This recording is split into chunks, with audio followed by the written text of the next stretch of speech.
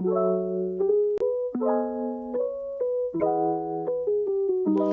my love.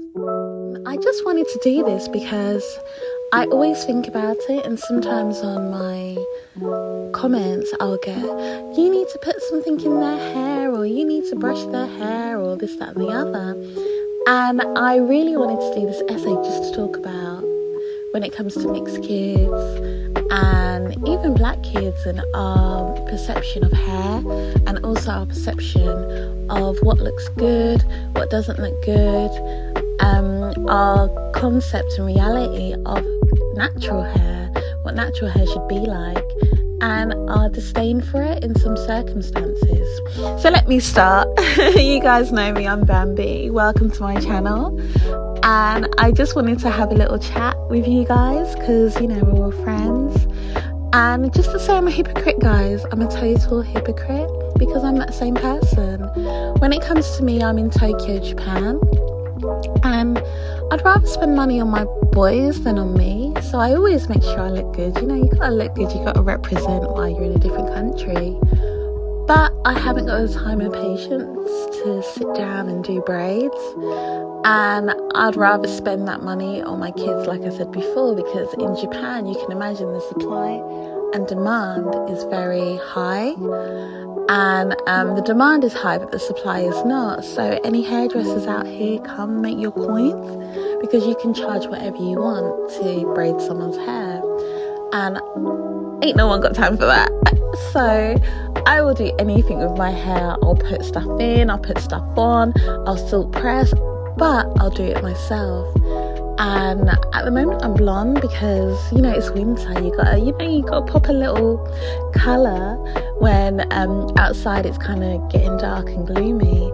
And so at the moment I have blonde hair, not because I've got any inner turmoil or I don't know who I am. It's just I like it. I like, sometimes I'm blonde, sometimes I've got black hair, sometimes I've gone red, I've gone highlights, I've gone pink tips, like, you know, back in the day, you know, the 90s look with the blonde hair, the pink tips. I've done everything. But for my boys, they have natural, beautiful, lush afros. So let's get into that.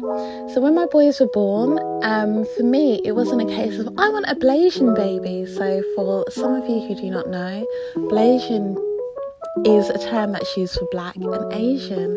And I was never like, oh, I want a Blasian baby like all the other ones, because now it's become quite popular. So when I first met my husband, 12 years, we've known each other for 12 years. And back in the day, people were just like, ugh, how could you have an Asian guy as your husband? Whereas now it's like, oh, does he have a friend? It's become quite in vogue. Get it, the pun? In vogue. Anyway, 90s babies will understand that. Because of BTS and K-pop and K-drama. So there's a lot of black girls that are like, oh yeah, Asian guys. But literally, when I first dated my husband, no one was talking about Asian guys. They weren't seen as cool. I'd get people saying to me, yuck, how could you have an Asian husband? That's disgusting. Literally, guys, literally. But now fast forward and it's become a bit of a trend. And when people found out that I had an Asian husband and I was having kids with this Asian guy, a lot of people started to perk up and take interest. So when I gave birth to my twin boys, literally my room was like Grand Central Station. Like everyone came in my room because they all wanted to see this alien baby. So I'd have nurses from different floors come up to have a look at the kids. I'd have, you know, all my relatives who were so lovely, they came out to see, blah blah blah. You know, everyone was like, can I take pictures, da da. And at some point it felt like they were zoo animals, because it was just about, what do they look like, what's their hair like, what do they look like, what's their hair like. This is what I would get a lot. And my beautiful family from the Caribbean, shout out to the Jamaicans, whoop whoop. And if anyone's familiar with colorism and texturism, you'll know that in the islands it's a thing, you know. So there was great celebration, champagne popping, because the boys were super pale. They were a month early, so they were premature babies. So they were still like, you know, when you see The Matrix and you see Neo, and he's like really pale, you know, because of the embryotic fluid. So they were super pale, and they had the straight hair. So it's like, yeah, champagne popping. Mind you, I'm just happy that they're alive and well and healthy and happy. I don't care. They could have been pink. They could have been any colour, as long as not blue, because that would be healthy. But I you know, it's funny, and I say this even without lying. People will be like, did you imagine your kids? But we went through such a hard fertility process that I was just happy that they were alive. Like, it's like I couldn't even want to imagine what they could look like, because there was such a high risk pregnancy and miscarriage. So I wasn't there like daydreaming about these kids with like silky hair, because it was still like, I dare not even dream that. And for you girls out there who've had endometriosis or any of these problems, you know, shout out to my sisters, because I had severe endometriosis, so everything for me was super high risk. So I wasn't imagining this Blasian daydream of curly, silky hair, soul glow, you know? Anywho, as the months got on, my kids started to get darker and darker and darker, and their hair started to turn curlier and curlier. You know, like an American Werewolf in Paris. Is it in Paris or London? I don't know. And it's like, it started to change. As the moon came out, the kids started to get darker, and everyone's freaking out. And I'm like, why? You know, everyone's consulting what lotions and potions to put on my kids' skin to stop the change. And this is true story. And I was just like, you know, I'm fine, my fella's fine. At that time, it was kind of a hard time, because if I'm all honesty, we were kind of separated, you know, logistically and everything, and it was a lot that was going on at that time. It wasn't a perfect time. I'm not going to put anyone under that illusion. So I was in a vulnerable position, because people were saying, oh no, your kids look too dark. And, you know, my mind has 99 problems, but my kids ain't one, basically. And I was kind of getting sucked in to this idea that, oh no, my kids are getting too dark. But at the same point, the mother bear instinct is in me was, why should I care? They're beautiful, they're stunning. I'm brown, like I'm a black woman, but let's go by skin tone, I'm brown. So, you know, if my kids look like me, that's not a travesty. And my fella was not at all saying anything about the skin tone. He was loving it. He's like, these kids are beautiful, they look like their mum. Yeah. They actually don't look like me, they look like their dad, but just with the same skin tone. So they were loving it. But what I realised is a lot of people, other than the few minutes that they take their hair out to go to the salon, have never seen natural hair. I'm going to say it again. A lot of people, other than the few minutes that they take their hair out to get something put in or on or straightened or whatever, they have never seen and embraced natural hair. So this whole natural hair movement, it is something that's in London, because I'm a Londoner, so my experiences is going to be more London and Tokyo focused. But it's not something that is really the one. So what I've seen is people go natural, but they'll scrape their hair in a bun. Or people go natural, but they've already got a kind of like, you know, like we always say people are mixed with Cherokee or something. They'll have like a texture that will allow them to go natural. Do you see what I'm saying? Or they'll have thick, luscious hair. You're not seeing struggle afros. You're not seeing, and when I say struggle afros, I don't mean it in a bad way. I mean it in a, you know, someone who's trying to get there, but it's not this big 70s afro. And not a lot of people realise that a lot of those 70s afro were actually fake. They had fake afros back in the 70s, because not everyone could have that beautiful, bouncy, round circle, halo of hair. So when you see children walking down the road and their hair is natural and Afro and they're boys, people are aghast and they're like, oh my God, oh my goodness. And this is where you'll get a lot of people talking about texture and the curls need to be popping. My darling, why do the curls always need to pop? And it's funny because it goes into this Eurocentric model of trying to make the hair look less puffy. So on a lot of my videos I'll get, oh, you need to brush the kid's hair is super brushed, or the curls need to be defined. Why is it always this obsession with Afro hair having to have the curls defined? And a lot of hair types, it's actually hard to define the curls because their hair is beautifully puffy. Do you know what I mean? So even though my kids are young, there's this idea that I should put a lot of gel on their hair or a lot of lotions and potions, and their hair is properly greased up. You know, I don't play that game. You know, their hair is organically greased up, you know, it's loved on, but the curls might not pop because they have Afro hair. They have like different 4Cs in their hair, like different textures in their hair, but the overall hair is the beautiful puffy Afro. It is what it is. And this idea of the curls popping, it doesn't sit well with me, because why are we so obsessed with the curls popping? Why are we so obsessed with laying, the edges being laid? Why are we so obsessed with that? And I say that as a total hypocrite, because I can't remember the last time I've seen my natural Afro hair. Because, like I said, I get bored and I do a lot of weird and wacky stuff to my hair that is no representation of what it actually looks like, because I'm a lazy person. I was going to say lazy bee, but I'm a queen. So I'm not going to use the B word, but I'm a lazy person. So what I found is, I don't know, it just upsets me that we're so obsessed with the curl pattern. You know, we're so obsessed with popping the curls. We're so obsessed with pulling the hair down to the bra strap, you know, and showing, look, my hair's long.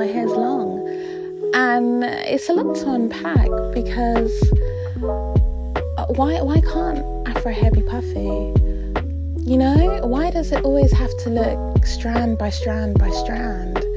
When I brush my kid's hair out, it's beautifully brushed out. You know, and then it's brushed out, but then it's got different textures in it. So it will curl and then brush, and then it's puffy, and then da-da-da.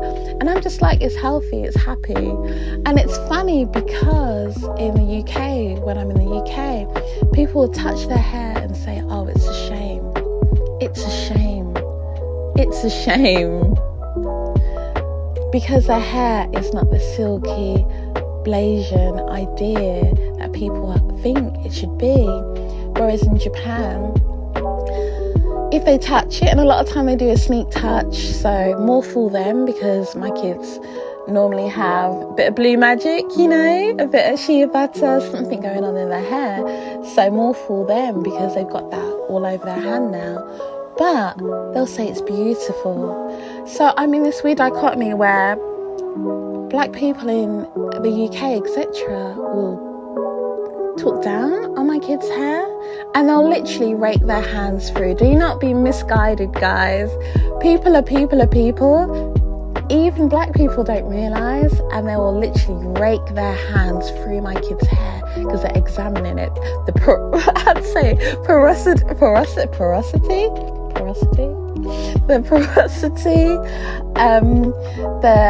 the texture.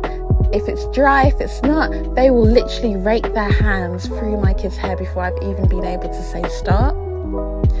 And in Japan, they'll lightly touch the air around their hair, and they'll say it's beautiful. And that saddens me, because why isn't it my own people saying that my kids' hair is beautiful? Do you know what I mean?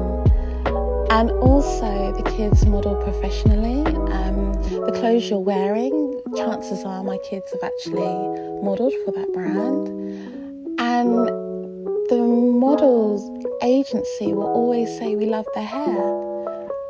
The clients will always say, we love your kids' hair, it's beautiful, it's stunning. But I know when I go back to the UK, it will not be viewed as stunning. It will be viewed as, you need to comb it, you need to cut it, you need the curls defined, you need this, you need that. And this video is just to say, it saddens me because I know I'm a hypocrite, because I don't mess with my natural hair. I'm just lazy. If I'm honest, I'm lazy. It's not because of any inner turmoil, because when I do hairstyles that look like my mum's hair when it's pressed out, because my mum is beautiful, gorgeous lady, always had beautiful, gorgeous hair. So it's not a case of it's an inner turmoil thing, because I like the 60s, the 70s glam look, and I try to emulate that because I saw that in my mother. But it saddens me when just as a community we talk down on Afro hair. I would never talk down on Afro hair. I always try to instill in my kids that it's beautiful and it's luscious and it's amazing. I just want to say to people, when they see Afros, just because the curls don't pop, or it's not defined, or it's a little bit puffy, or it's not dry, it's well maintained, but it just doesn't look like that silky Blasian look, and that's okay. And I also want to say to people, I've realised now, because of this trend of, black men with Asian ladies. When I say Asian, shout out to the Londoners. I'm using what they use in over here, like in Tokyo, because in the UK actually it's funny, because Asian actually means a person from India or Pakistan or Bangladesh, whereas we don't have a word for people from like a Greek word for people from China or Japan or Korea. They're just Chinese. Whereas I can imagine in America it's kind of the same, where you'll have a group name for people who are from Korea and China and Japan, and shout out to all the other Asian countries that are not always grouped as Asian. But you might not have a word for people who are Indian and from Bangladesh and so on. And I know some people say South Asian, but you're lying. If you see a gentleman, chances are you'll just say Indian. The same way in the UK, if you see a gentleman walking along the road, you'll just say Chinese, even though you don't know specifically where that person is. So going back is basically what I'm trying to say is, now it's popular to date, let's say, someone from Japan. Let's just use Japan or Korea. And what a lot of people haven't done is they haven't done the inner work on their colorism. So when their child comes out, they're upset, because what I've noticed, especially in Japan, is a lot of the kids will come out beautifully and gloriously dark, and the parents freak out because they were expecting like a Mariah Carey looking baby, not so dark. Maybe their hair isn't silky. And a lot of people, there's an athlete, a basketball player called Rui Hachimura. I don't want anyone capping and saying that they could tell that he was Japanese, because you really can't. And that's no disrespect to him, because he looks like my kids and my kids emulate him, but you really can't. So this is just to say that if you are someone who has, and you have to be honest, if you have any colorism or any texturism, and you think that, okay, I'm going to date someone else and my baby's going to come out with that lush good hair that I shudder to say, and light skin, check your colorism and check your texturism, because if your kid comes out gloriously dark skinned with Afro hair, are you going to be okay with that? Are you going to be okay with that? And I say that as someone who's had stories of some mothers who have put bleaching cream in their kids' creams because they were distraught that their kids came out darker, or they would press their hair or shave their hair in a non-ceremonial way because they wanted the hair to grow back straighter.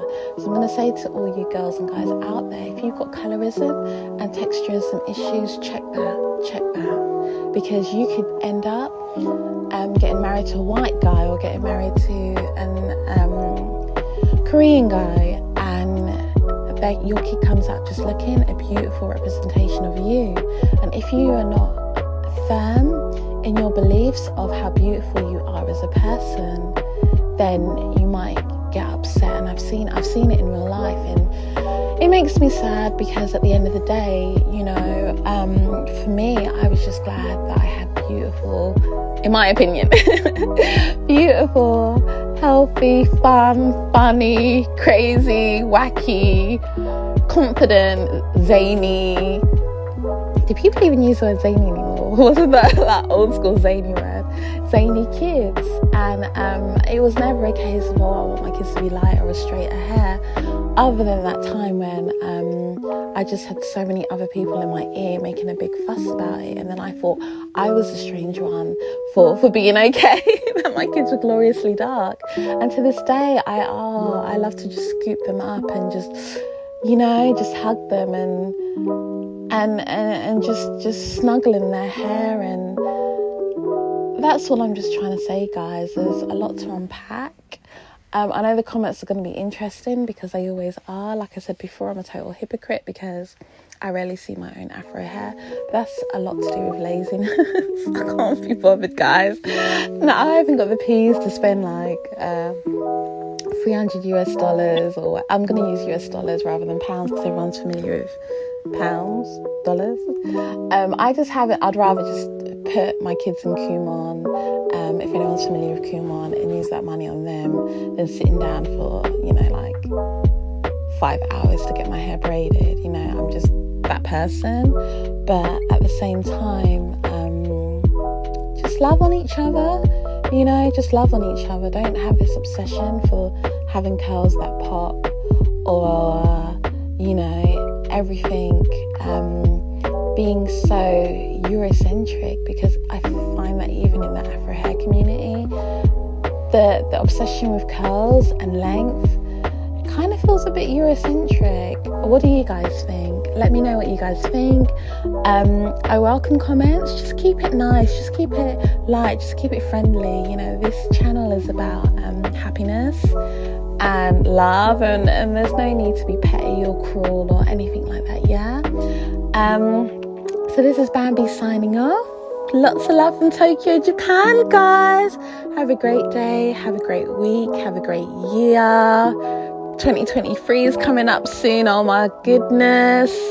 I love you guys lots, and if no one's told you this today, you are amazing, you're stunning, and your fabulousness